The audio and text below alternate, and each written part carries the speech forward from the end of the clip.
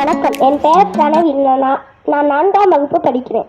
பல நூற்றாண்டுகளுக்கு முன்பு ஆங்கிலேயர் நம் தாய் திருநாடான இந்தியாவை அடிமைப்படுத்தி வைத்திருந்தனர்.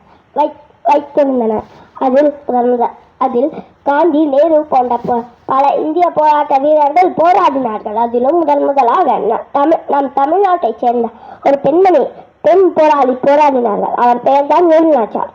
அவரை பற்றி இப்பொழுது நான் உங்களிடம் சொல்லப் போகிறேன்.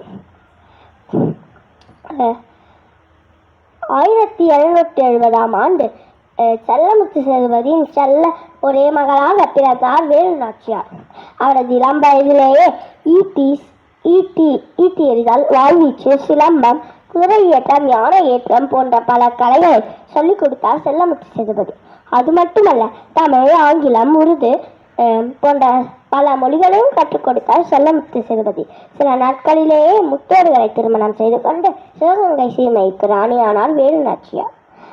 அதற்கு ஆங்கிலேயரால் முத்தோடுகளை நேரடியாக தாக்க முடியாததால் ஆழ்காரனாவுடன் சேர்ந்து கொண்டு சதித்திட்டம் தீட்டி முத்துவடுகளை மண்ணில் சாய்த்தனர்.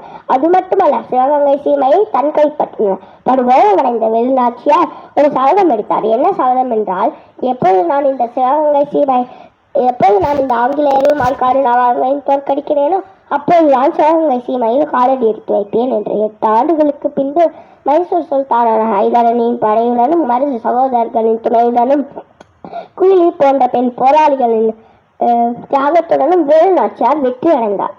அதற்கு பின்பு திரு மவுண்ட் சிவகங்கை சீமையில் காலடி எடுத்து வைத்து தன்னுடைய சபதத்தை நிறைவேற்றிக் கொண்டார்.